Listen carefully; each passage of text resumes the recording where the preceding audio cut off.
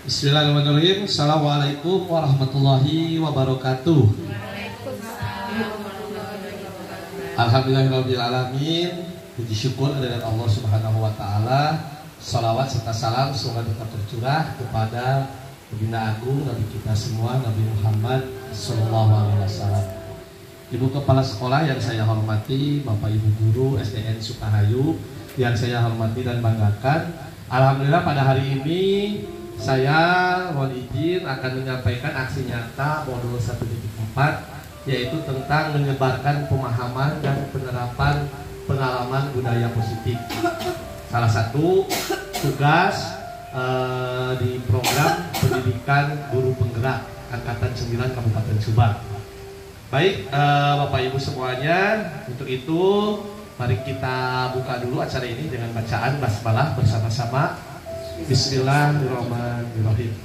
Untuk selanjutnya, sebelum kita mulai ke pemaparan tentang budaya positif yang akan nanti kita laksanakan di sekolah kita, terlebih dahulu kita dengarkan arahan serta sambutan dari Ibu Kepala Sekolah. Untuk itu kami persilakan.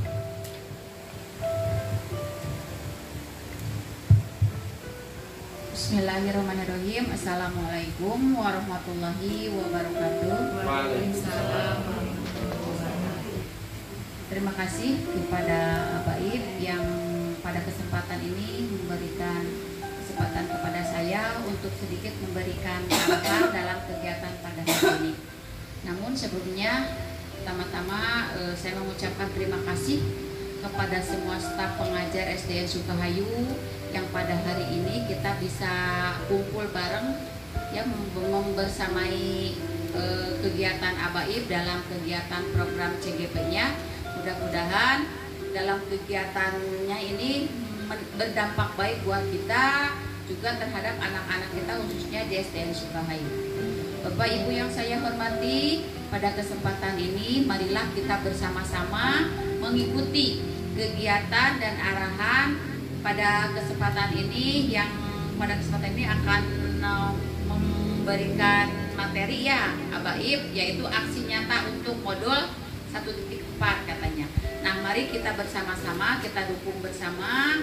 Mudah-mudahan nanti ke depannya ada dari kita untuk meneruskan CGP ini ya, setelah Abaib beres, mungkin nanti diteruskan oleh guru-guru yang lainnya. Mari silakan untuk guru-guru yang lainnya, untuk kalau ada kesempatan, masih ada kesempatan kita ikuti program calon guru penggerak. Mungkin hanya itu saja ya, sedikit arahan dalam kesempatan ini. Sekian, wabillahi taufiq wal hidayah. Wassalamualaikum warahmatullahi wabarakatuh. Terima kasih kepada Ibu Kepala Sekolah yang telah memberikan arahan dan sambutannya pada kita semua. Baik Bapak Ibu semuanya, insya Allah kita mulai saja untuk mendiskusikan tentang budaya positif yang akan nanti kita implementasikan di sekolah kita. Terima kasih. Baik, selamat siang Bapak Ibu guru hebat semuanya. Salam dan bahagia. Pada hari ini saya akan mencoba melakukan aksi nyata modul 1.4, yaitu tentang menyebarkan pemahaman dan penerapan pengalaman budaya positif. Seperti biasa, motonya guru penggerak itu adalah tergerak, bergerak, menggerakkan. Baik, Bapak Ibu semuanya bisa sama-sama kita memberikan slogannya, ya, siap? Tergerak, bergerak, menggerakkan. Siap. Ya, gini dulu ya, tergerak, bergerak, menggerakkan. Siap. Guru penggerak, tergerak, bergerak, menggerakkan. Baik lagi, sekali lagi.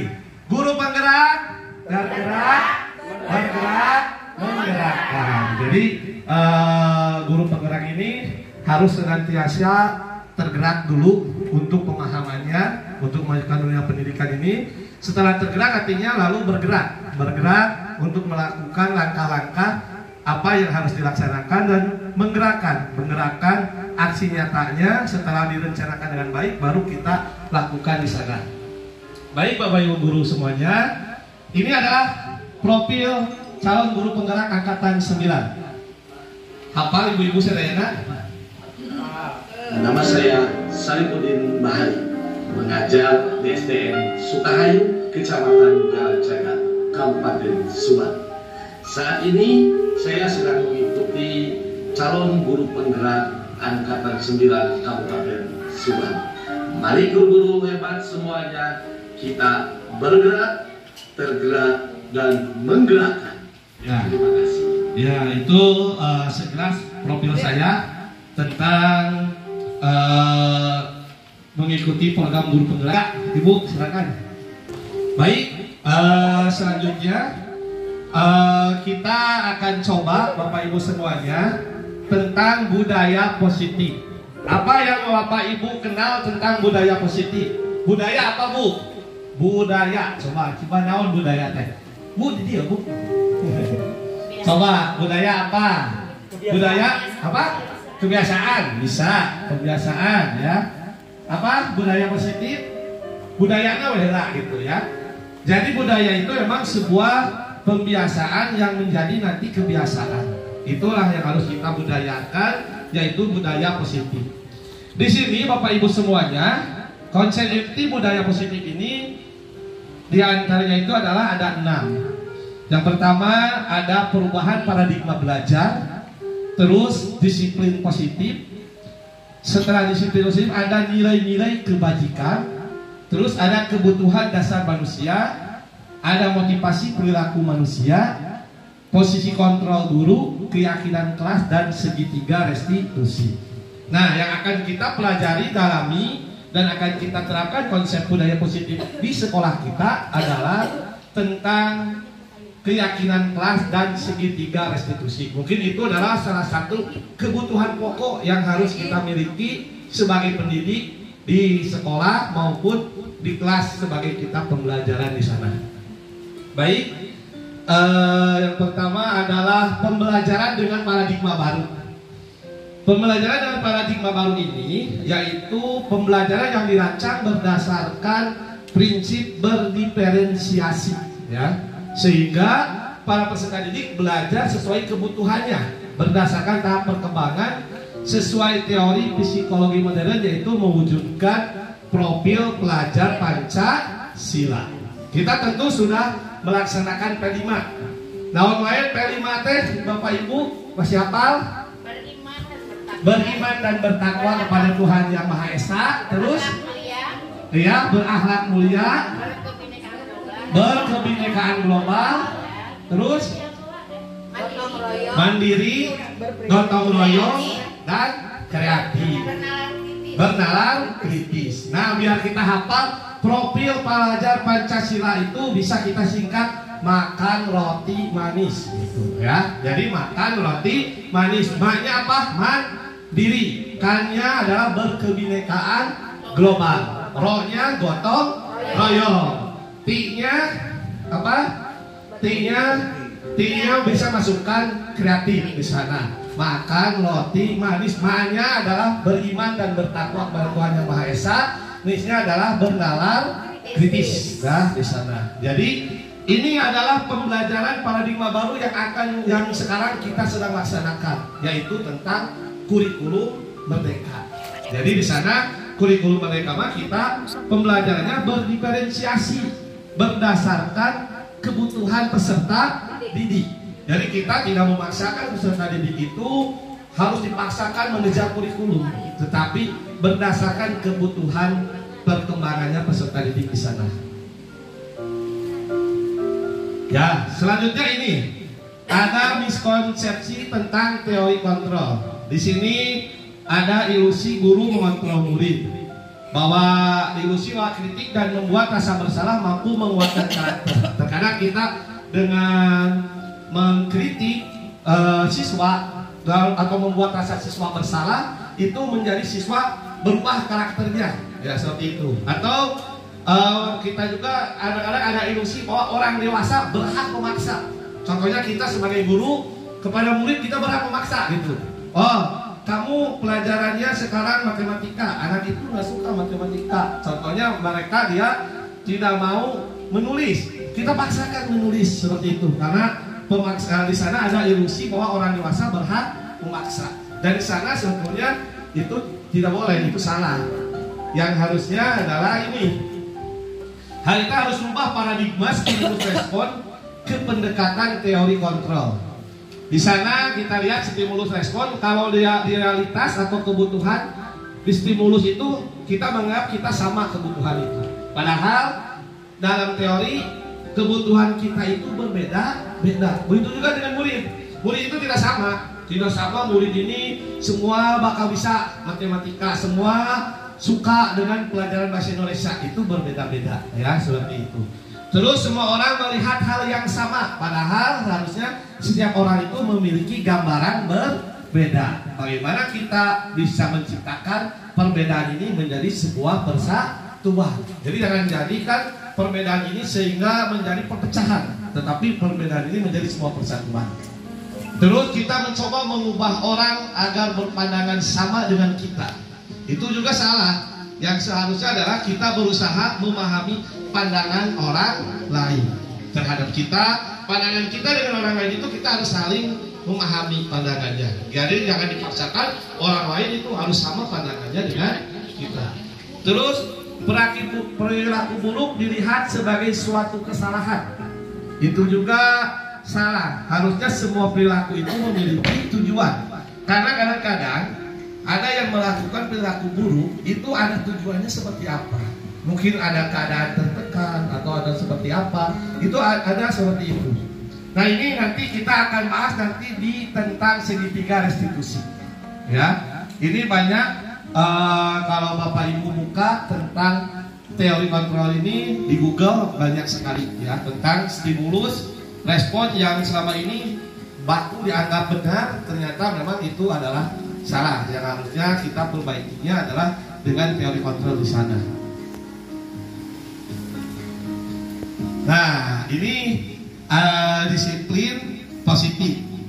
Disiplin itu berasal dari kata disiplina, ya, yang artinya belajar. Disiplin itu mendisiplin diri yang memiliki tanggung jawab terhadap apa yang dilakukannya berdasarkan nilai-nilai yang dia diyakini. Kadang-kadang kita selalu menerapkan pada anak-anak disiplin. Kamu ini tidak disiplin, gitu ya. Nah, ini disiplin positif ini seperti apa?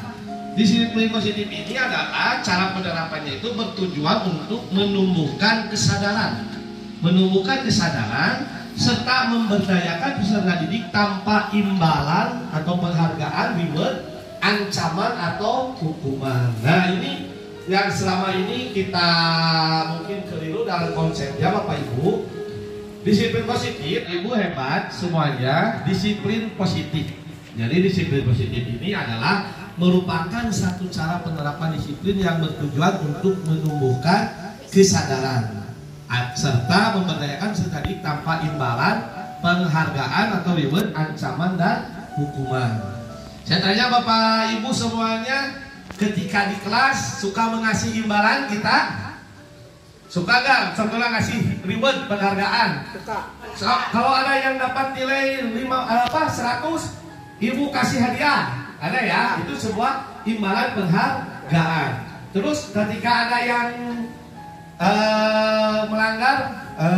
melanggar ini anak pernah mengasih hukuman Bapak Ibu semuanya, karena itu kita tujuannya itu adalah untuk menerapkan disiplin ya, biar anak termotivasi, kita kasih reward atau penghargaan. Tapi dalam disiplin positif ini justru kita itu menumbuhkan kesadaran dan memberdayakan peserta didik itu untuk menemukan disiplin positifnya di sini itu adalah tanpa imbalan penghargaan, tapi dengan kemauan keyakinan dirinya sendiri, tanpa juga ancaman, tanpa kita harus mengancam atau menghukum mereka, tapi peserta didik bisa menerapkan disiplin positif. Nanti kita akan bahas di segitiga restitusi ya. Sebagai pendidik, tujuan kita adalah, kita harus ingat Bapak Ibu semuanya, sebagai pendidik itu kita adalah tujuannya menciptakan peserta didik yang memiliki disiplin diri, sehingga mereka berperilaku mengacu kepada nilai-nilai kebajikan universal dan memiliki motivasi intrinsik dalam perubahan perilaku ke arah yang lebih baik. Nah, jadi yang berperilaku mengacu kepada nilai-nilai kebajikan. Coba nilai-nilai kebajikan apa saja, ibu-ibu? Nilai-nilai kebajikan yang selama ini kita tanamkan kepada anak-anak. Budaya, iya, budaya beli sampah. Terus apa lagi? Yang tadi ya, yang di P5 itu adalah salah satu masuk nilai kebajikan. Mandiri, gotong royong, bernalar kritis, bertanggung jawab, ya, berakhlak mulia, jujur, percaya diri. Itu adalah nilai-nilai kebajikan universal. Nah, diharapkan kita sebagai pendidik bisa menciptakan peserta didik itu yang mempunyai nilai-nilai kebajikan seperti tersebut, ya. Nah, ini Bapak Ibu semuanya, nilai-nilai kebajikan ini adalah nilai yang disepakati bersama. Ini terlepas dari suku bangsa, agama, bahasa maupun latar belakangnya. Jadi nilai kebajikan ini kita tidak boleh hanya untuk suku tertentu, hanya untuk bangsa tertentu gitu ya, hanya untuk agama tertentu. Tapi nilai-nilai kebajikan ini adalah nilai-nilai kebajikan yang universal. Salah satunya adalah ini, nilai kebajikan di profil Pancasila tadi, beriman, bertakwa, berakhlak mulia. Terus ada juga dari nilai kebajikan Ibo Primeri ya, yaitu toleransi, rasa hormat, integritas, komitmen, percaya diri, kerjasama. Itu adalah nilai kebajikan. Juga nilai keterampilan hidup atau life skill. Ada dapat dipercaya, lurus hati, tidak merendahkan orang lain, memberikan yang terbaik dari diri. Itu adalah salah satu nilai-nilai kebajikan yang harus kita tebarkan kepada peserta didik kita di kelas maupun di sekolah. Nah, sekarang kita masuk tentang kebutuhan dasar manusia. Kebutuhan dasar manusia adalah segala sesuatu yang kita lakukan untuk mendapatkan apa yang kita inginkan. Seluruh tindakan yang kita lakukan memiliki tujuan tertentu, dan semua usaha terbaik yang kita lakukan adalah dalam rangka agar kebutuhan dasar kita terpenuhi dengan baik. Bapak Ibu semuanya mempunyai kebutuhan? Pasti punya ya. Pasti butuh wae gitu ya. Punya kebutuhan ya, kebutuhan dasar manusia. Coba, kebutuhan dasar manusia apa saja yang Ibu butuhkan? Apa? Makan, ya. Apa lagi? Pakaian. Apa lagi, Bu? Papan atau rumah, tempat tinggal. Tempat tinggal, ya, sandang, papan, pangan, ya, biasa. Nah. Apalagi selain itu, apalagi Bu kebutuhan dasar manusia selain sandang, papan, pangan? Itu kan itu udah jelas, itu adalah kebutuhan kita sebagai jasmani gitu ya. Kita apa? Pendidikan, apa Bu? Iya. Terus apalagi kebutuhan dasar manusia? Nah, Bapak Ibu semuanya, kebutuhan dasar manusia itu yang paling mendasar itu ada 5 kebutuhan dasar manusia. Bertahan hidup tadi Bu ya, makan, makanan, pakaian, tempat tinggal.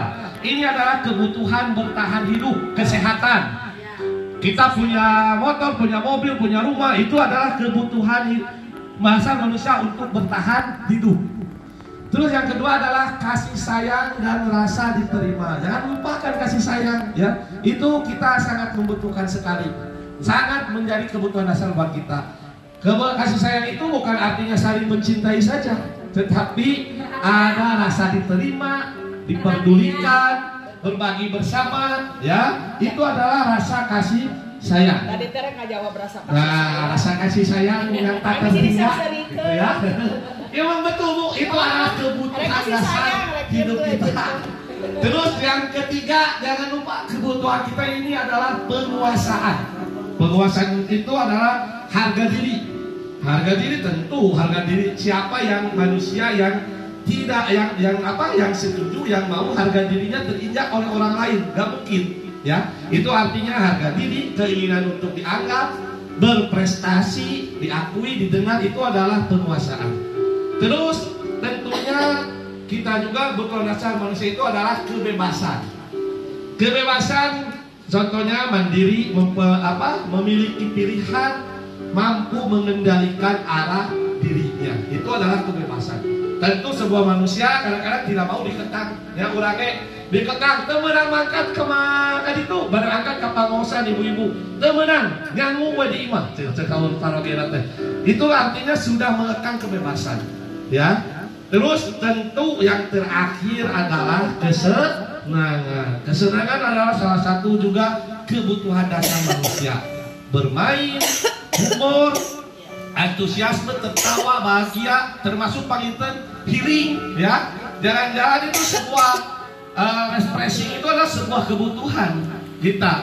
Kita bekerja terus healing gitu ya. Cek paribasa mah gawe we hayo beunghar teu cenah.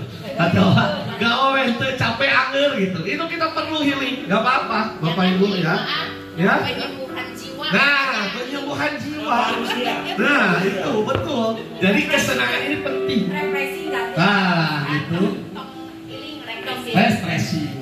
Nah, Bapak Ibu semuanya, 5 kebutuhan dasar manusia ini bukan saja untuk kita, tetapi sebagai kita pendidik juga harus kita terapkan kepada peserta didik kita di kelas ataupun kita warga sekolah di sekolah. Anak-anak juga ini, anak-anak yang kita ajarkan peserta didik itu, mereka juga mempunyai kebutuhan dasar ini. Mereka memiliki ini, dan kita sebagai peserta didik itu harus hadir. Jangan kita sama kali-kali dari kebutuhan ini kita kekang. Contohnya ada anak nanti ya, contohnya anak di kelasnya tidak memperhatikan, gitu ya. Itu bisa saja kalau sudah kita asesmen, kemungkinan anak itu mungkin ingin diperdulikan oleh kita.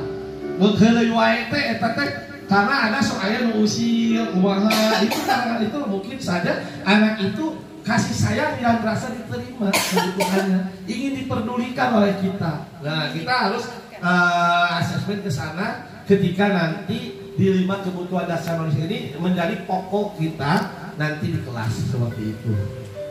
Bapak Ibu guru hebat semuanya, setelah motivasi setelah tadi 5 kebutuhan dasar manusia, sekarang kita ke motivasi perilaku manusia. Motivasi perilaku manusia ini tentunya ada motivasi ekstrinsik dan motivasi intrinsik, ya. Motivasi ekstrinsik yaitu untuk menghindari ketidaknyamanan atau hukuman. Ada juga motivasinya itu adalah untuk mendapatkan imbalan atau penghargaan dari orang lain. Contohnya, siswa ini sangat giat sekali datang ke sekolah. Ketika ditanyakan, kenapa kamu giat sekali datang ke sekolah tepat waktu? Karena saya ingin mendapatkan penghargaan dari Bu Guru. Karena kalau saya datang paling awal, saya dapat uang 2.000 buat jajan. Nah, itu berarti mereka anak datang ke sekolah itu bukan sesuai dengan keyakinannya, tetapi sesuai dengan motivasi ekstrinsik di sana. Atau saya datang tepat waktu itu karena saya takut kalau saya kesiangan, saya disuruh berdiri di depan kelas dan saya nanti malu terlihat atau diolok-olokkan oleh teman saya. Itu juga adalah salah satu mereka mungkin datang tepat waktu itu karena motivasi ekstrinsik di sana. Nah, yang harusnya adalah yang baik itu adalah motivasi intrinsik, yaitu menjadikan orang yang mereka inginkan dan menghargai diri sendiri dengan nilai yang mereka percaya. Kamu kenapa datang tepat waktu? Karena saya tahu disiplin itu kunci sukses. Saya malu kalau saya datang terlambat karena sekolah masuknya jam 7.15, jadi saya datang jam 7:10. Itu artinya mereka peserta didik kalau menjawab seperti itu berarti sudah motivasi intrinsik. Mereka meyakini bahwa apa yang mereka lakukan itu adalah salah satu nilai kebajikan, nilai yang baik untuk dirinya sendiri, tentu untuk orang lain. Jadi tidak ada unsur paksaan, unsur ketakutan, unsur karena ingin dipuji, ingin reward dan lain-lainnya seperti. Nah, itu adalah motivasi perilaku manusia. Selanjutnya, nah di sini Bapak Ibu semuanya, selama ini kita di kelas ataupun di sekolah sudah kita ini termasuk apa? Apa hukuman, kepada peserta didik apa konsekuensi atau restitusi. Hukuman itu tidak terencana, tiba-tiba. Ketika kita melihat anak buang sampah sembarangan, weh, kenapa kamu buang sampah sembarangan? Pulungan, pinjam ke itu, usap 5 kali. Itu berarti sebuah hukuman. Ketika melihat langsung secara langsung di sana, atau bersifatnya satu arah hukuman itu, langsung saja yang menghukumnya itu langsung memberikan hukuman tanpa mempedulikan dulu, melihat dulu konsekuensi dan lain-lainnya. Dan hukuman biasanya itu berupa fisik atau psikis juga. Hati-hati, justru adalah yang bersifat psikis. Anak yang merasa dihukum itu akan selalu ingat sampai kapanpun dia udah nikah, apa itu akan ingat dulu itu pernah dihukum oleh bapak ibu gurunya di sekolah. Saya pernah dihukum dulu sama ibu guru, disuruh ngepel kelas 1 orang karena saya menumpahkan air minum di kelas. Itu akan terus teringat karena mereka melihat dihukum. Nah, selain hukuman ada juga adalah konsekuensi. Nah, kalau konsekuensi ini adalah terencana atau disepakati sesuai peraturan. Tetapi di dalam konsekuensi ini membuat murid tetap dibuat tidak nyaman. Seolah guru juga selalu memonitor murid dari konsekuensi di sini. Dan yang terakhir adalah restitusi. Inilah yang harus kita terapkan, yaitu proses menciptakan kondisi bagi murid untuk memperbaiki kesalahan. Jadi ketika murid ada melakukan kesalahan itu, kita buat restitusinya agar mereka memperbaiki kesalahannya. Atau proses kolaboratif untuk mengajarkan murid mencari solusi sendiri. Mereka untuk mencarikan solusinya, kita kasih restitusinya di sana. Nah, nanti kita akan lebih dalam pelajari di tentang penerapan segitiga restitusi. Nah, ini Bapak Ibu semuanya, ini adalah 5 posisi kontrol guru. Nah, ada di posisi manakah kita? Ya, ada penghukum, ada pembuat merasa bersalah, ada teman, ada pemantau, dan juga ada sebagai manajer.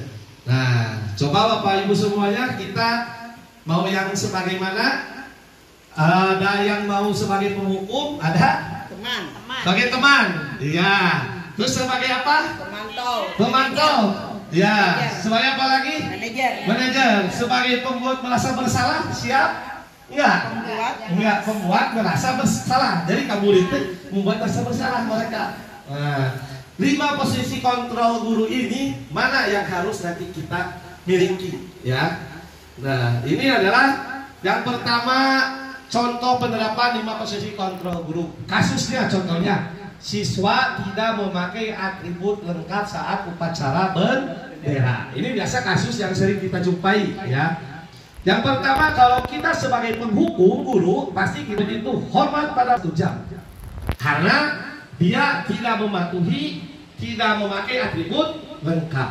Nah, kalau kita sebagai penghukum, kita pasti mengarahkan kepada muridnya yang melanggar tidak lengkap itu adalah silakan hormat pada bendera selama 1 jam. Atau kamu lari keliling lapangan 10 keliling contohnya. Atau kamu membersihkan sampah sekeliling sekolah. Itu adalah sebagai penghukum. Nah, kalau pembuat merasa bersalah, pasti kita mengucapkan begini. Berapa kali ibu atau bapak harus memberitahu kamu selalu saja mengecewakan ibu. Atau kamu selalu saja tidak mendengar apa yang ibu instruksikan, apa yang ibu perintahkan. Nah, itu akan merasa bersalah. Oh iya ya, padahal si ibu teh tos ngabangkosan gitu. Padahal si pak guru teh tos ngamejaan, poe senete kudu make topi. Tetapi masih kene. Nah, berarti kita sebagai pembuat merasa bersalah seperti itu. Terus selanjutnya masih kasus yang sama sebagai teman. Nah, kalau sebagai teman kita bahasnya seperti ini. Ayo dong ikuti aturan sekolah. Tolonglah bantu ibu bapak ya sekali ini. Ya sudahlah, tidak apa-apa, jangan berbuat lagi seperti itu. Itu mungkin sebagai teman. Baik tidak? Baik. Sebetulnya baik. Tetapi sebagai teman di sini nanti itu posisi murid itu akan menganggap teman kepada seorang guru. Nah, di sana istilahnya ada nilai kesetaraannya yang tidak bisa harus kita samakan. Terkadang nanti akan lebih berani. Santai, ngalengit tasawuf bahasa Yunani nama gitu ya. Jadi tenang we ya, gambar ge tenang we, yos santai. Penting mah jangan berbuat lagi.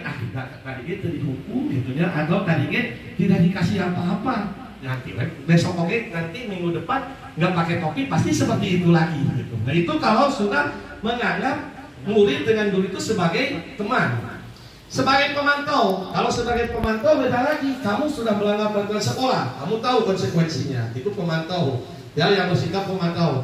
Setelah upacara kamu beli atribut di koperasi, contohnya kalau ada koperasi beli atribut, itu berarti memantau, melihat, menyelidiki murid. Kamu tuh pakai topi ya. Apa peraturan guru pakai topi? Minggu depan beli topi ke mama kamu. Nah, itu ada sebagai pemantau di sana.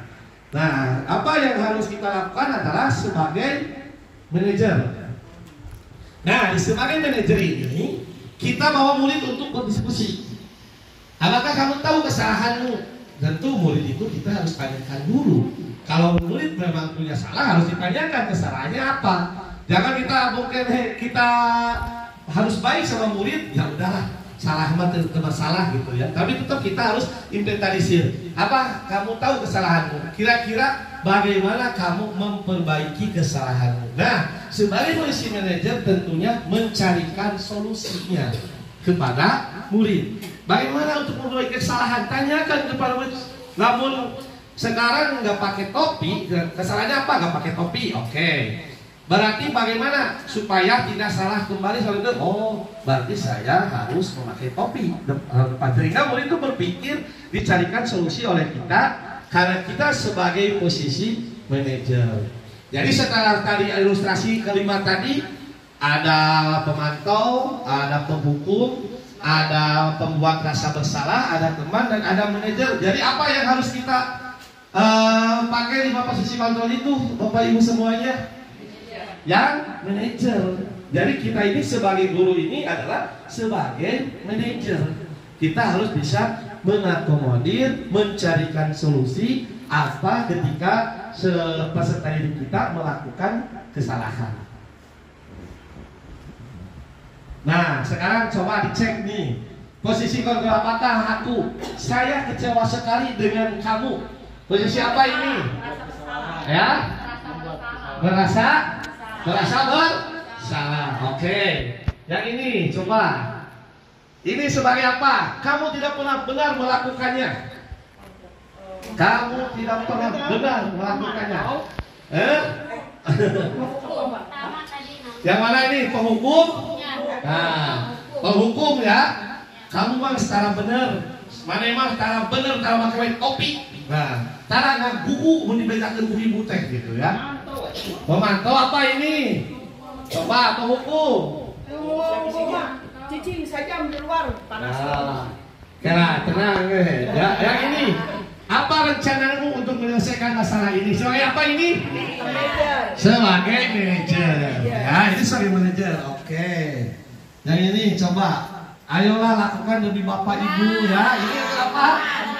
Sebagai teman. Ayolah gitu ya, lakukan.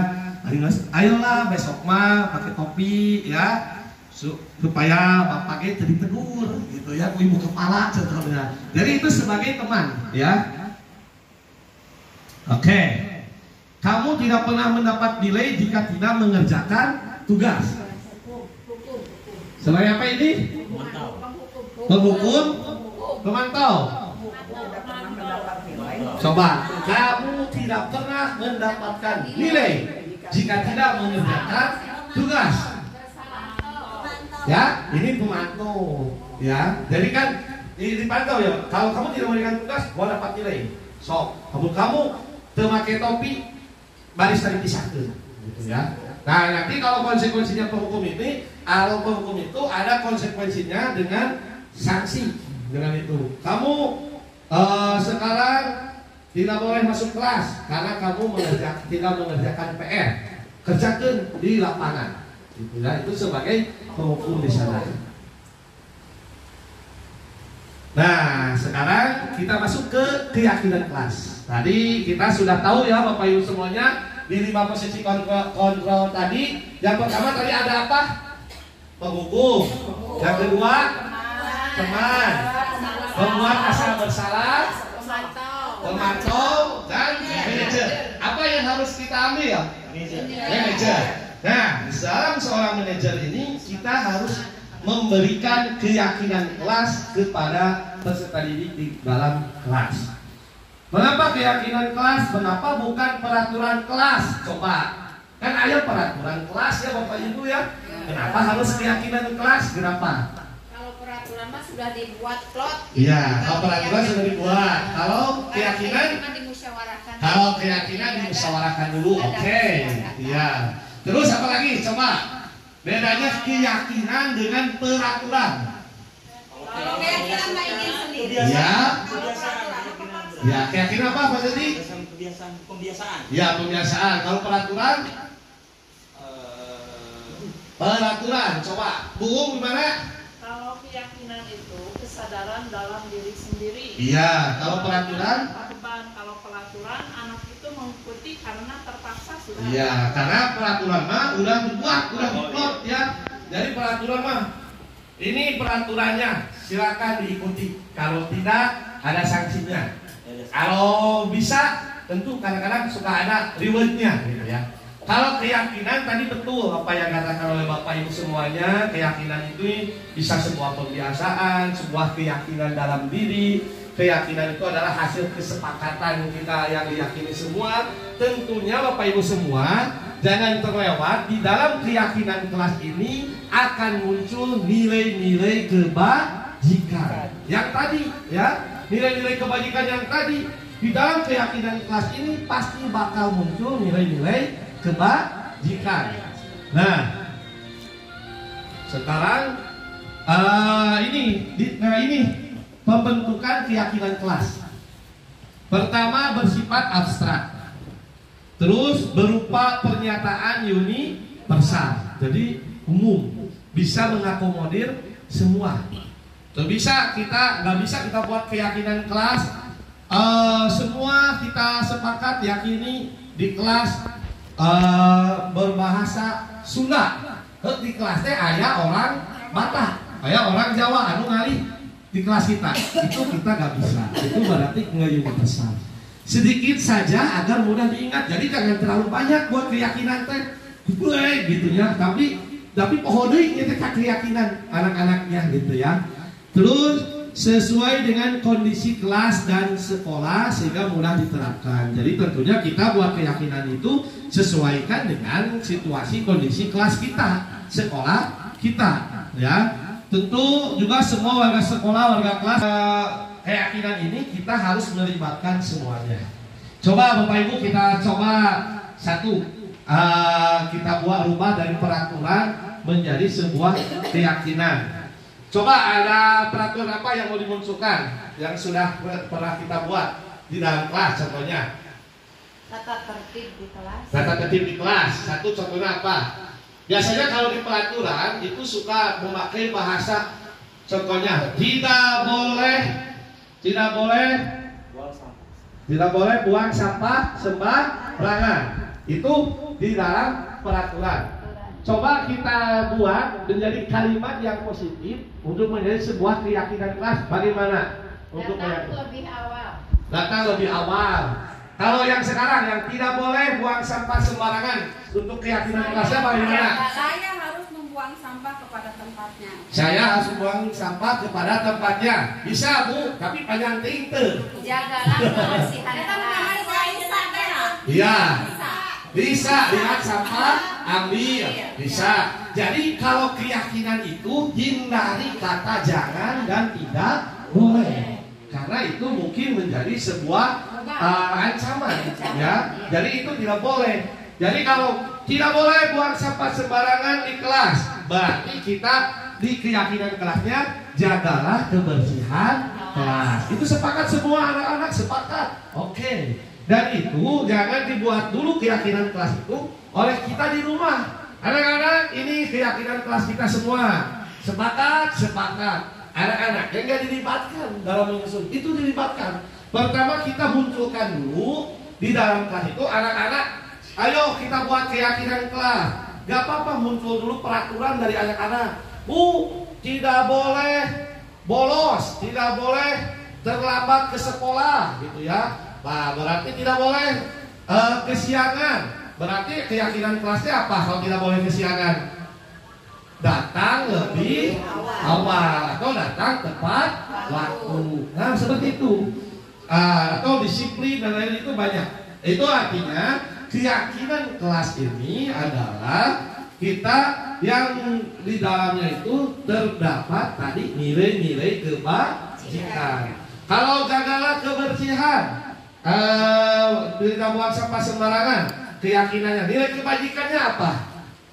Jagalah kebersihan, nilai kebajikannya berarti, nah nilai kebajikannya adalah kelas jadi nyaman atau kesehatan, ya. Kalau datang lebih awal atau datang tepat waktu, nilai kebajikannya apa? Disiplin. Nah seperti itu. Tidak boleh berbohong, berarti nilai kebajikannya jujur. Jujur dalam bertanggung, dalam bertindak seperti itu. Nah itu adalah keyakinan kelas. Jadi maka Bapak Ibu semuanya, khususnya guru kelas, nanti buat keyakinan kelas. Silakan kita inikan dengan anak-anaknya, dengan peserta didik kita, ya. Nah, ini tadi yang akan kita terus belajar ini adalah ini, Bapak Ibu semua, segitiga restitusi. Bukan segitiga panah, ya.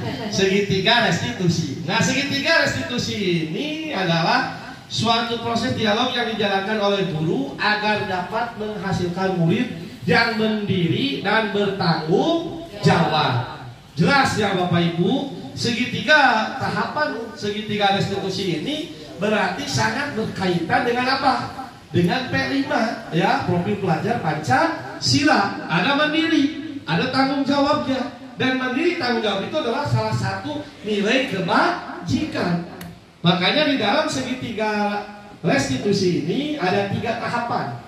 Yang pertama adalah yang hijau dulu yang harus kita lakukan, menstabilkan identitas. Jadi kita harus stabilkan dulu identitasnya. Ketika peserta didik mempunyai kesalahan, stabilkan dulu identitas dia, ya.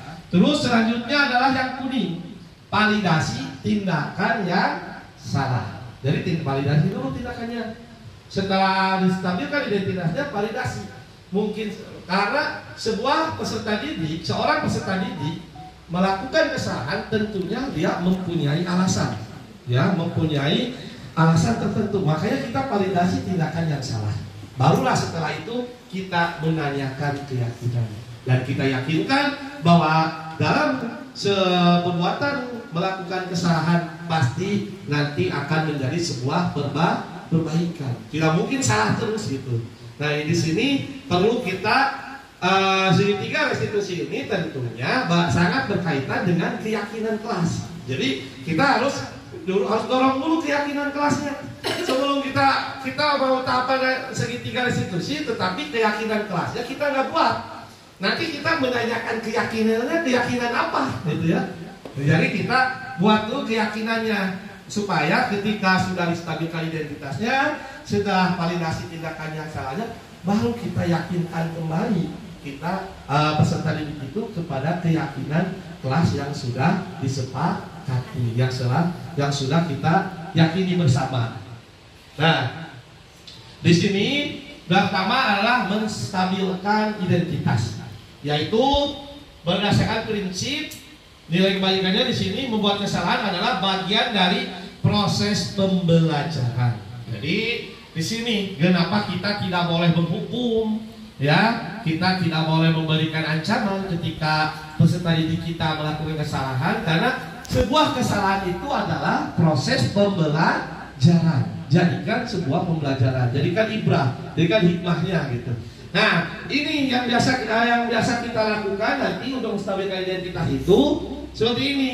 Berbuat salah itu wajar, tapi tidak ada manusia yang sempurna. Jadi ketika ada perbuatan yang salah, silakan ke perbuatan ini Bapak Ibu juga pernah melakukan. Nah, nanti jangan lupa di akhirnya diselipkan kita ini bukan mencari siapa yang salah, tapi ingin mencarikan solusi dari permasalahannya. Jadi dikuatkan juga identitasnya.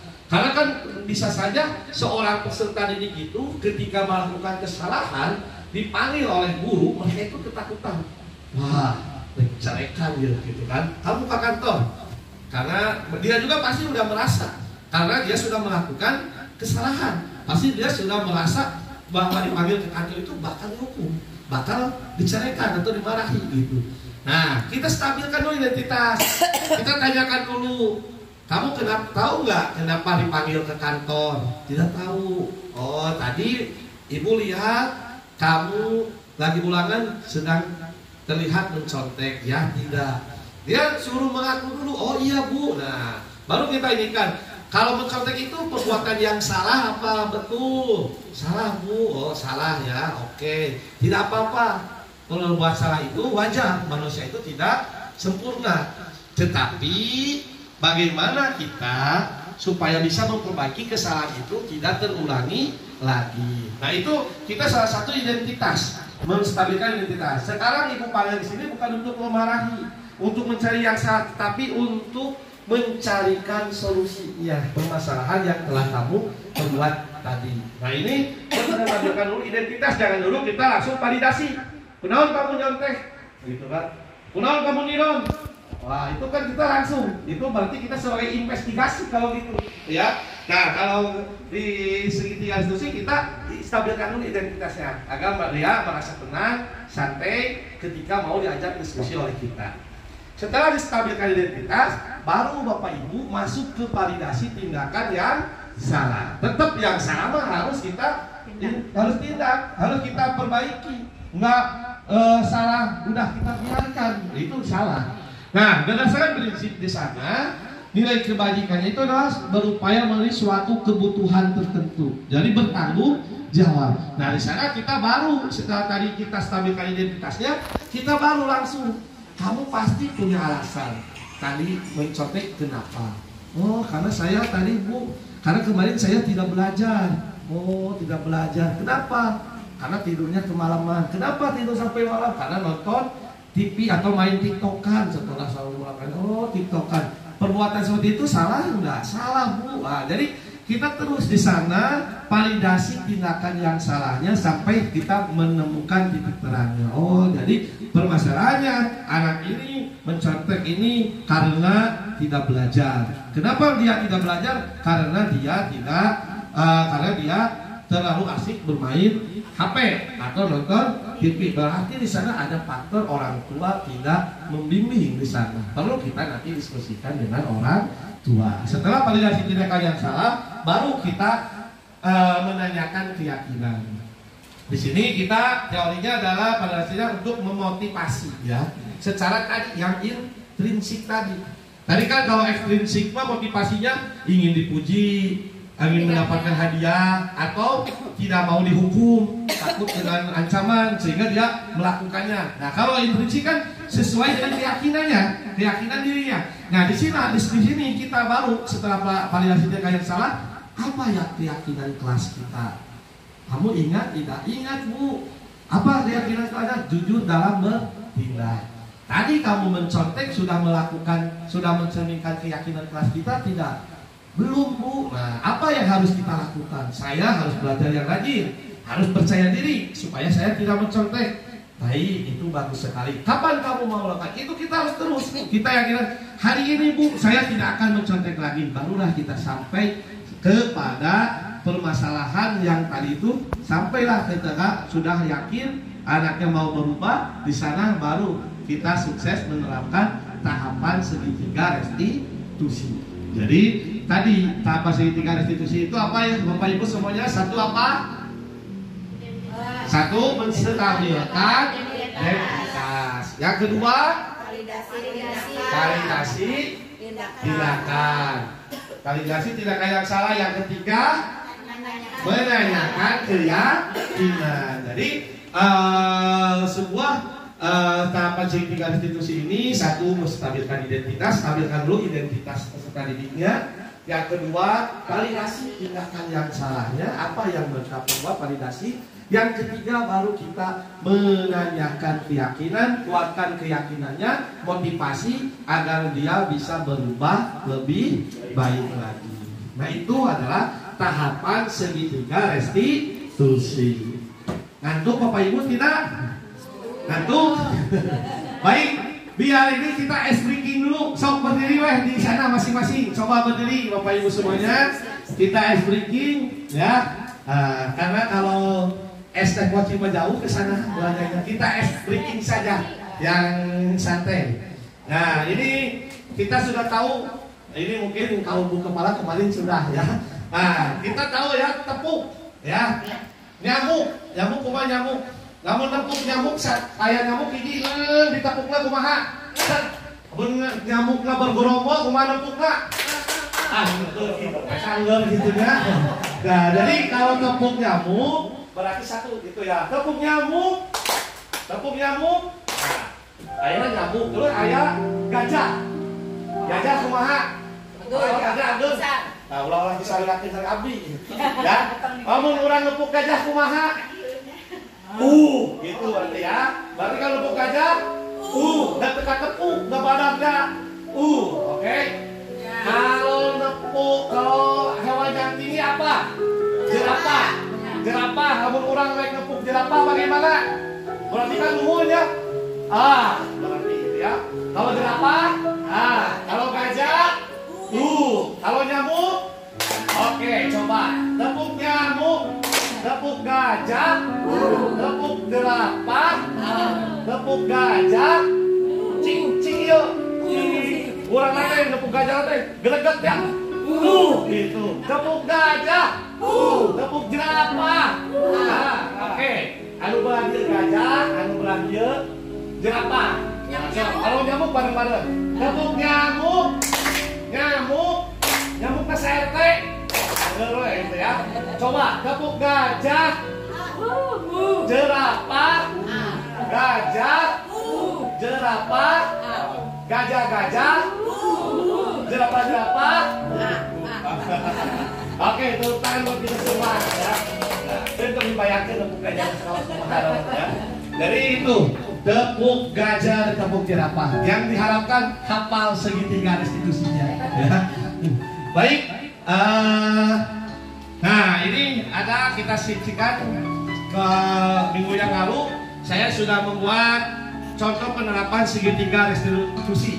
Ini sebuah kasus ya. Tapi ini bohongan ibu-ibu, ini masih skenario ya. Yang pertama ini kasus satu adalah Arya adalah siswa yang sering datang terlambat ke sekolah. Dia selalu tergesa-gesa yang menyebabkan Arya tidak bisa hadir tepat waktu. Sebagai guru harus menyelesaikan masalah tersebut dengan baik menggunakan tahapan segitiga restitusi. Nah, ini kasusnya ya. Padahal ini mah anaknya paling datangnya mau terlambat dah dihadapin sekolah.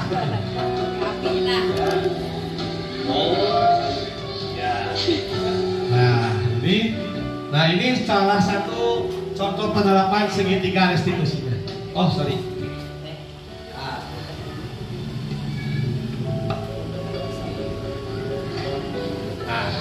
Assalamualaikum, selamat siang Arya. Bahagia hari ini? Luar biasa, harus bahagia ya. Arya tahu nggak Bapak ajak diskusi di sini mau apa? Dia tahu ya. Coba tadi Arya berangkat sekolah jam berapa? Arya tadi berangkat sekolah jam 8. Arya tahu nggak masuknya kalau sekolah kita kelas jam berapa? Jam jam 7. Artinya Arya bagaimana? Arya berarti kesiangan. Berarti Arya datangnya tempat waktu akan terlambat. Arya tahu tidak korban yang baik apa? Mahal bayaran lagi. Tidak baik ya. Baik Arya. Setiap manusia itu pasti ini menstabika identitas ini ya. Salah. Karena juga terlambat datang ke suatu acara, termasuk pernah datang terlambat ke sekolah. Begitu juga Arya pernah berbuat salah. Seperti tadi yang dilakukan Arya itu adalah kesalahan, yaitu terlambat datang ke sekolah. Jadi baik dari mengajak Arya ke sini itu bukan untuk menyalahkan Arya, bukan untuk mencari kesalahan-kesalahan, tetapi untuk mengajak mencari solusi supaya tidak datang terlambat ke sekolah. Siap tidak? Arya pasti mempunyai alasan kenapa Arya datang terlambat ke sekolah. Oh, jadi kesiangan. Kenapa kesiangan? Tidurnya malam kebalapannya. Jam berapa tidurnya? Terus keluar. Oh iya, Arya kita jam 9 malam sudah tidur ya. Kenapa Arya tidurnya sampai kemalaman jam setengah 10-an? Apakah karena Arya belajar atau gimana? Oh, nonton TV sambil main HP sehingga Arya kesiangan ya. Bagi itu perbuatan yang salah apa tidak? Perbuatan yang salah. Baik, Arya, Pak Baik mau nanya, Arya tahu nggak tentang keyakinan kelas kita yang kita buat? Tahu ya? Apa coba masih ingat nggak keyakinan kelasnya? Disiplin dan tepat waktu. Yang betul sekali. Arya yakin disiplin dan tepat waktu itu baik buat Arya? Yakin Arya berbuat disiplin dan tepat waktu itu adalah nilai yang baik buat kita? Yakin ya? Nah sekarang kalau yakin, apa yang harus Arya lakukan agar Arya datang ke sekolah tidak terlambat? Memasang jam alarm, terus tidur lebih awal, ya. Nah tidak melakukan HP berlebihan, ya. Nah pasang alarm, awas pasang alarmnya sebelum adzan subuh. Biar Arya bangun tidak kesiangan, nanti bisa langsung sholat subuh. Ya. Alarmnya bulan, alarmnya jam 8. Ya. Oh sekarang akan mulai melakukan hal yang baik itu. Iya luar biasa. Siap Arya untuk disiplin dan tepat waktu? Arya bisa? Arya siap? Oke luar biasa. Arya disiplin itu adalah kunci kesuksesan. Itu mari kita hidup disiplin ya. Kita tepat waktu agar kita menggapai cita-cita kita dengan sukses. Siap? Oke. Siap. Selalu ada ya. Terima kasih Arya. Ya, tayangan barusan hafal aktrisnya ibu-ibu? Ini teh artisnya Dude Herlino atau yang dari Ikatan Cinta nggak katanya. Artinya asal asing gitu, saha gitu ya itu Iwan Damut barusan teh. Nah Bapak Ibu semuanya, barusan kasus satu ini adalah ceritanya Arya itu datang terlambat, sering datang terlambat tidak tepat waktu. Ternyata Arya kenapa sering datang terlambat? Karena dia tidurnya selalu malam sehingga kesiangan dan imbasnya ke sekolah juga menjadi siang. Tadi apa saja yang sudah diterapkan dalam segitiga restitusi tadi yang dilakukan? Pertama, apa yang dilakukan Pak Guru? Menstabilkan identitas. Terus yang kedua, memvalidasi masalah, ya, memvalidasi kesalahannya apa. Terus yang ketiga adalah keyakinan, menanyakan keyakinan. Apa tadi keyakinan kelas yang tadi diutarakan? Keyakinan kelasnya apa tadi? Disiplin, tepat waktu. Artinya itu adalah nilai kebajikannya di sana, yaitu disiplin dan tepat waktu adalah nilai kebajikan yang diyakini di dalam kelas. Nah sekarang satu lagi kasusnya, ya kasus yang kedua. Kasus yang kedua ini adalah saat pelaksanaan ulangan harian, Trisna berusaha untuk melihat jawaban temannya atau mencontek. Sebagai guru harus menyelesaikan masalah tersebut dengan baik menggunakan tahapan segitiga restitusi. Ya. Nah ini contoh kasusnya. Ini lagi pelaksanaan ulangan harian.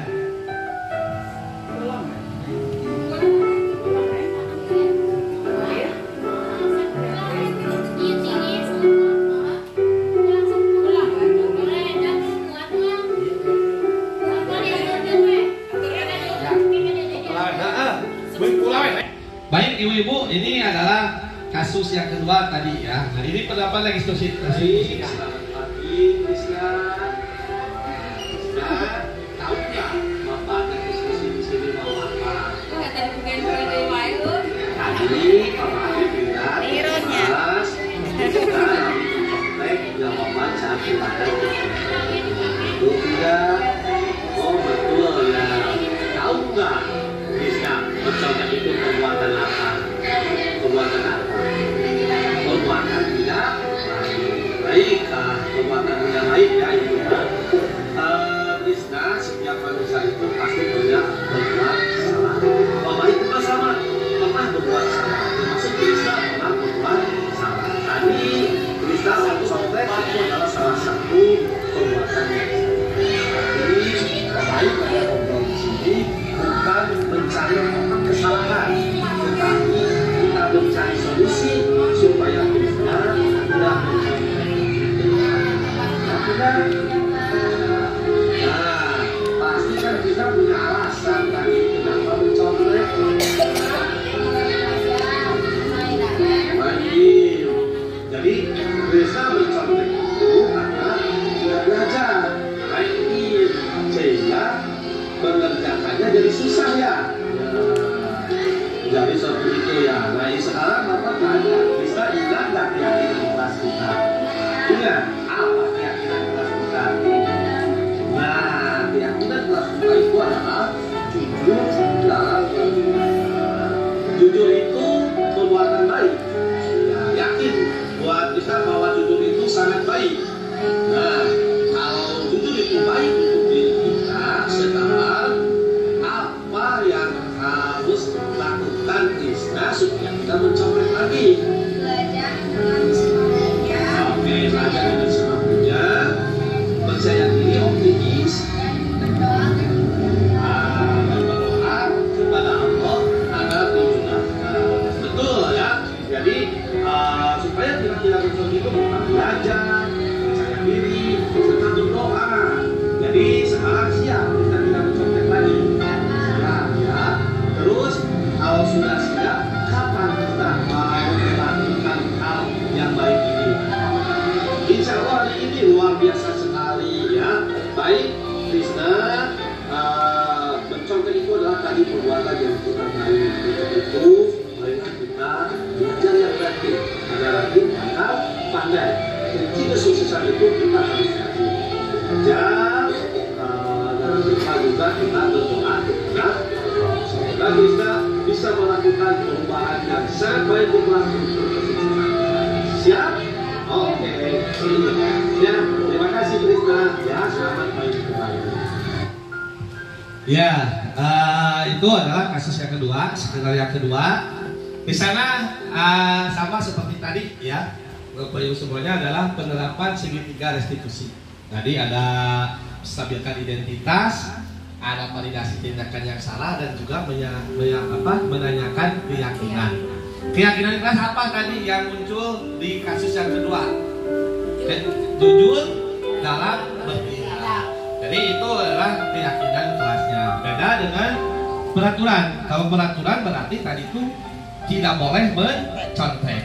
Tetapi kalau dalam keyakinan kelas adalah jujur dalam bertindak. Nilai kebajikannya jelas di sana ada jujur. Artinya mendorong anak supaya melakukan nilai kebajikan yang baik di dalam melakukan sebuah kegiatan. Artisan tos asing di mah Bapak Ibu ya. Pada ya. Baik Bapak Ibu semuanya, kesimpulannya adalah penanganan kasus yang dilakukan guru dengan pendekatan segitiga restitusi diharapkan guru dapat memposisikan dirinya sebagai manajer. Seperti tadi ya, kita dalam 5 posisi kontrol guru tadi, apa saja tadi ibu-ibu masih ingat?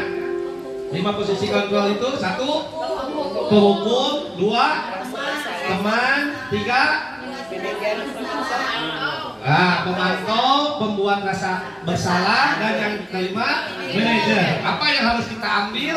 Manajer. Jadi di sana dalam penanganan segitiga restitusi, kita sebagai manajer ini dengan mengajukan pertanyaan-pertanyaan bermakna.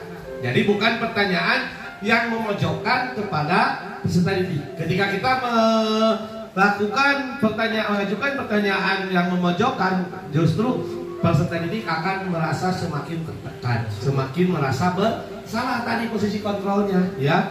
Terus yang membuat nantinya adalah membuat murid lebih mandiri, percaya diri, dan bertanggung jawab.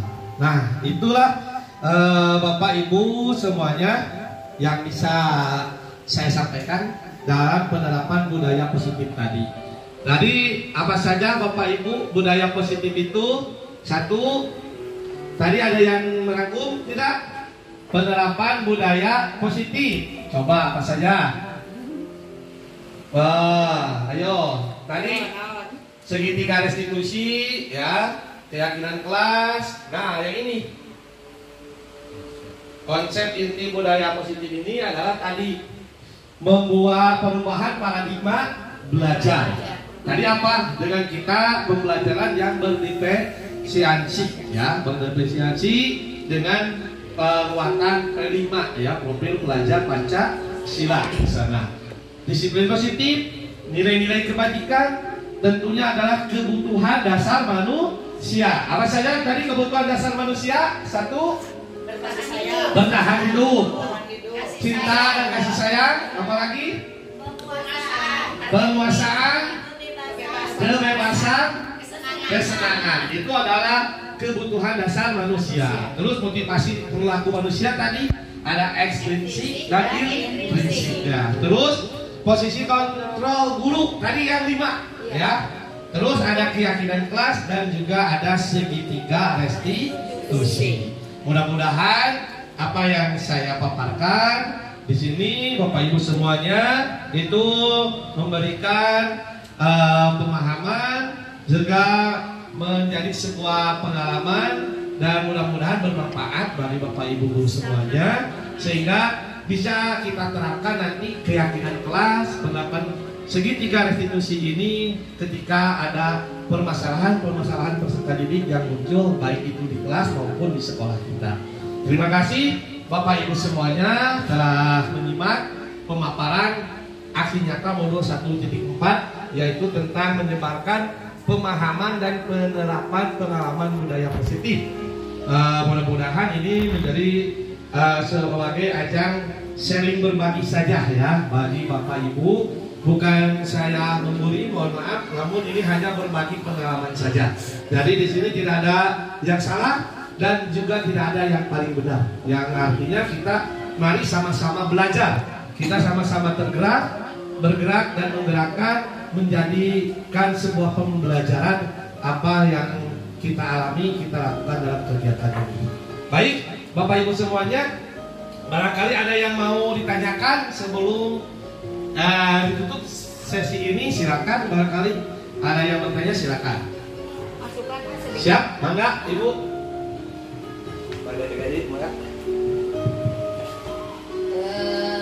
Sedikit waktunya, ya, ini kaitannya dengan kegiatan pada hari ini, ya.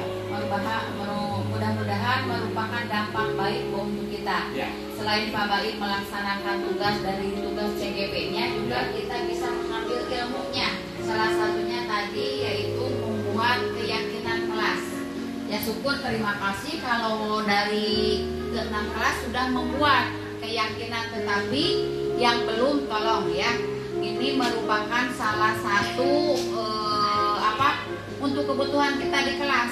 Coba setelah dibuatkan nanti keyakinan kelas masing-masing, kita buatkan sebaik mungkin, sebagus mungkin, pampangkan di kelasnya masing-masing, ya. Jadi kita bisa mengambil ilmunya.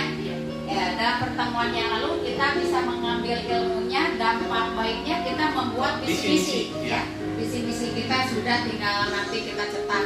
Dan hari ini yang kita bisa ambil salah satunya yang tadi, keyakinan kelas. Untuk semua, tolong, ya, untuk semua, tolong kita satu-satu buat hari ini kita dapat ilmu baru, kita buat keyakinan kelas masing-masing. Silahkan buat bersama kelasnya masing-masing, ya. Kesepakatan, keyakinan, mau apa, minimal berapa bunyinya. Oh, bebas Bu, keyakinan kelas itu bebas, tapi jangan terlalu banyak. Kadang bisa dipahami, lebih diingat dan bisa lebih diamalkan. Jadi jangan muluk-muluk lah. Mungkin itu ya. Itu berarti ilmu baru buat kita, walaupun kita diwakilkan oleh Pak Baik yang terjun ke CGP ya, tetapi ilmunya bisa dirasakan dan dimanfaatkan oleh kita lebih suka. Mungkin hanya itu saja. Ya. Baik, terima kasih kepada Ibu Kepala Sekolah yang telah memberikan tanggapan, masukan buat kita semuanya. Terima kasih kami ucapkan. Juga Bapak Ibu semuanya, ya terima kasih telah menyimak pemaparan ini dengan baik.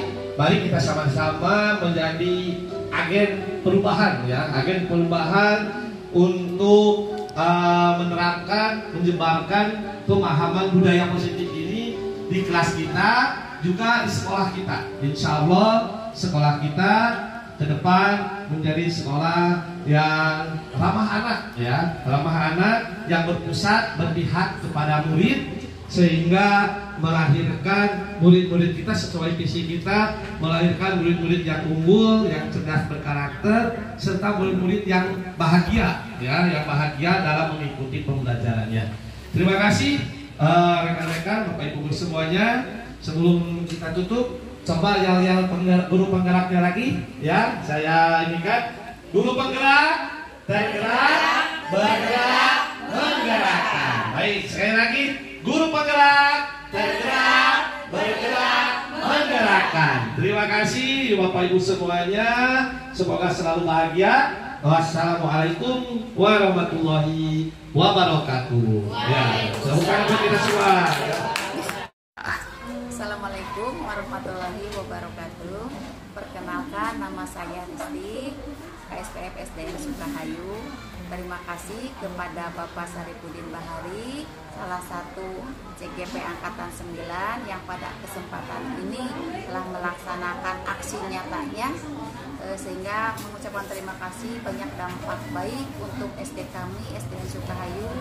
Salah satunya bisa mengambil ilmu yang dipaparkan tadi oleh Pak Baib, mudah-mudahan bisa mengubah SDN Sukahayu ke arah lebih baik. Sekian, assalamualaikum warahmatullahi wabarakatuh. Aku bisa belajar dari ilmumu. Oh, kamu bisa belajar dari yang ku tahu. Belajar,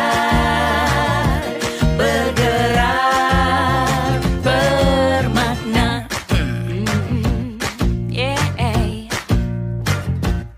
Semua murid, sedang membuat keyakinan kelas. Yo, ini tadi ada disiplin, tata tertib, menjaga kebersihan, bermain bola di kelas, jujur dalam bertindak, apalagi apa?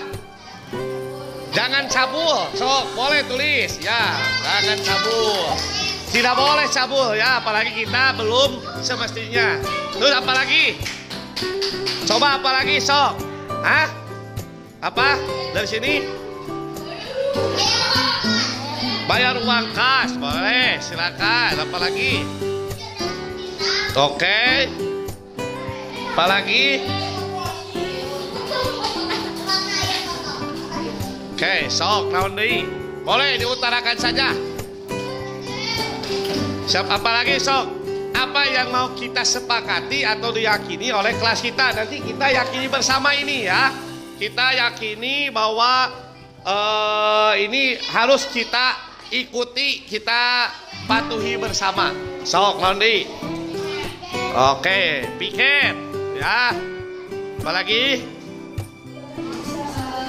Sok, Londi, sok, usulkeun.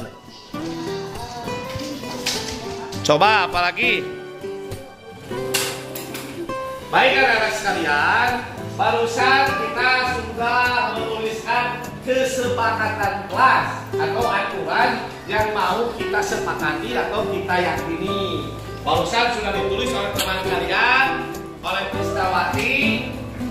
Ini hasil usulan kalian barusan. Yang pertama apa ini? Disiplin. Yakin ini semua mau disiplin? Yakin disiplin itu baik? Baik. Baik buat siapa? Disiplin. Nah, baik buat kita juga buat orang. Yang kedua tertib. Yakin tertib? Siap tertib? Yang ketiga menjaga kebersihan. Setuju menjaga kebersihan? Kenapa harus setuju menjaga kebersihan? Karena kebersihan. Kenapa kita harus menjaga kebersihan?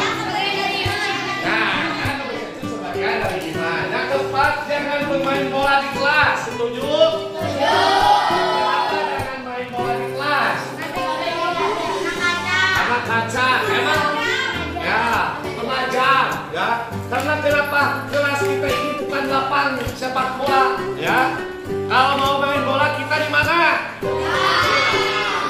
Terus no bullying, jangan membuli. Nah, setuju tidak jangan membuli?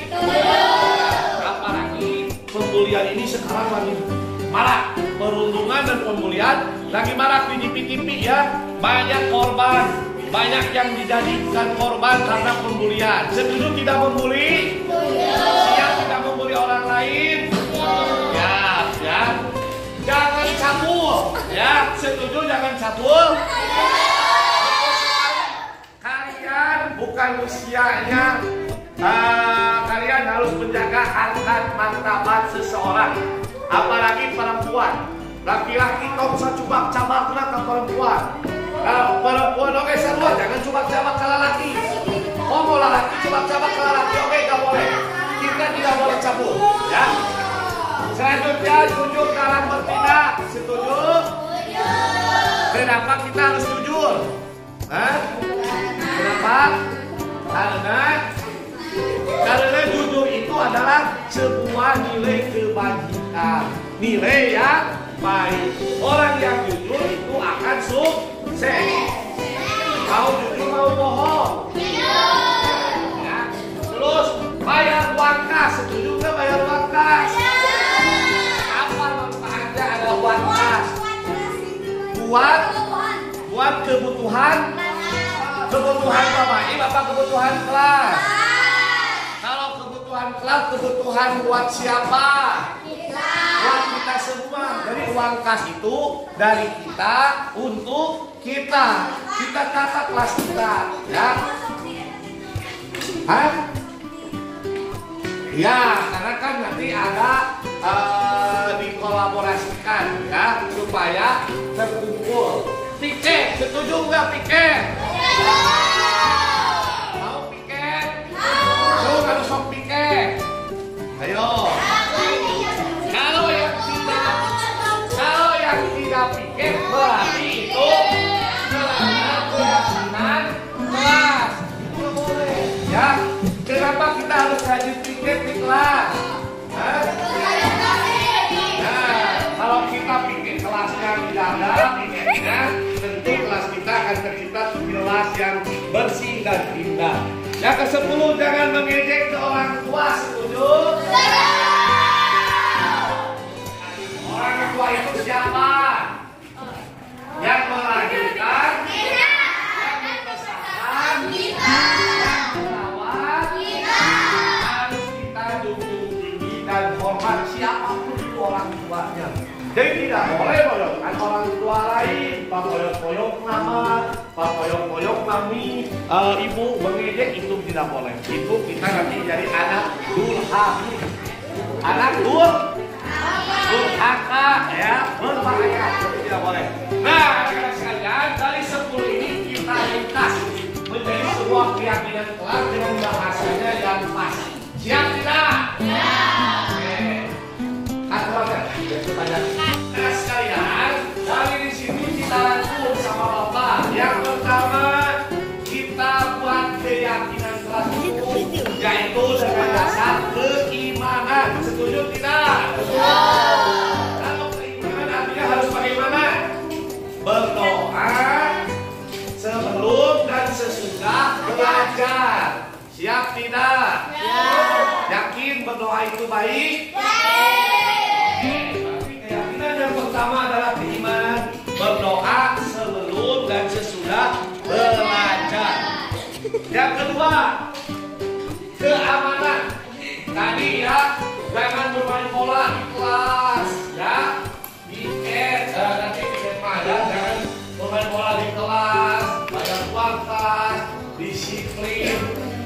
buat itu adalah rangkum di bagian keamanan. Keyakinan kelasnya apa?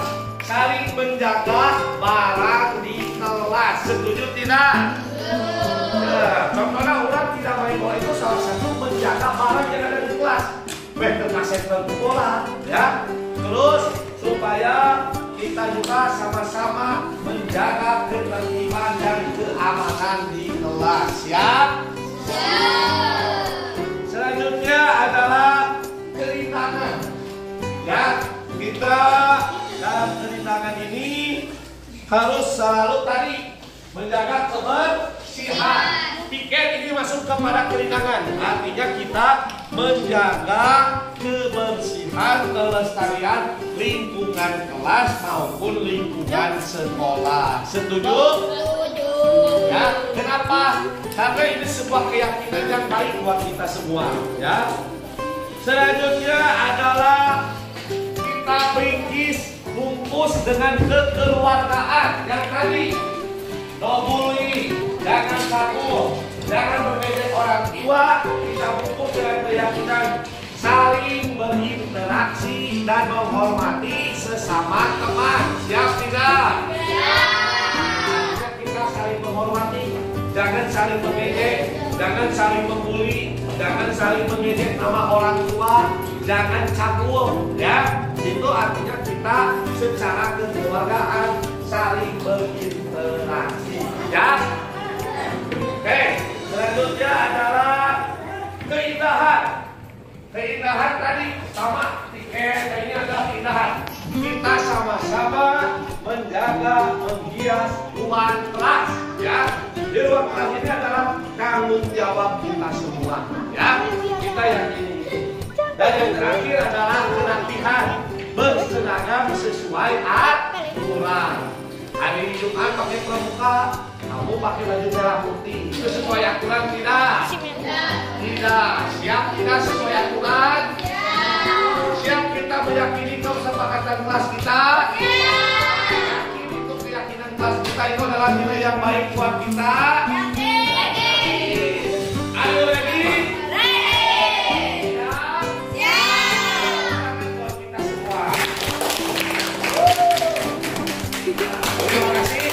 Kita sama-sama keyakinan kelas nanti kita cetak, kita tanda tangan, kita yakini bersama dan kita aksikan, kita amalkan, ya. Jadi jangan kita langgar. Keyakinan ini harus ada di dalam hati kita semua. Setuju? Siap? Siap semua? Oke, luar biasa. Terima kasih. Yuk.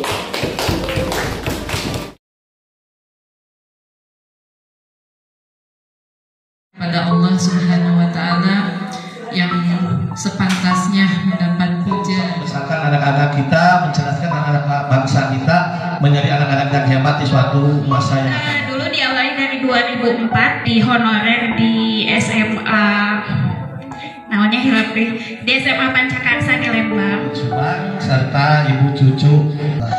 Yang kami hormati Ketua Gugus 2 Kecamatan Jalan itu di gugu dan ditiru, makanya akan terbersih. Guru juga manusia, Bu. Nah, iya memang guru manusia. Begitu Bapak Ibu. Tadi teorinya dari awal itu teori melepaskan tangan. Bapak Ibu coba lepaskan tangannya, ibaratkan tadi di sini ada permata yang sangat berharga milik kita. Gitu. Kemudian minta teman kita untuk membukanya, mau mengambil permata itu, maka kita akan berusaha untuk mempertahankannya. Kalau kita mau mempertahankannya, mau dibuka oleh 2 orang pun susah dibukanya. Tapi kalau kita sendiri yang mau membukanya, mudah, tinggal buka. Itu motivasi diri. Program guru penggerak, kurikulum merdeka, intinya bagaimana kita membuka diri kita sendiri, bagaimana kita membuka hati anak-anak kita supaya mereka punya motivasi sendiri. Makanya kata Ketia Dewantara, merdeka itu 3 tandanya. Apa tanda orang merdeka? Apa tanda anak-anak yang berhasil dengan kurikulum merdeka? Pertama, tidak terperintah hidupnya. Itu yang pertama. Artinya kalau anak-anak sholat sudah bukan karena disuruh oleh gurunya, belajar bukan karena dipaksa oleh orang tuanya, itu anak sudah merdeka. Dan pendidikan kita harus mampu menggeser ke sana. Anak yang asalnya berangkat sekolah dipaksa, belajarnya dipaksa supaya memperhatikan, menjadi sebuah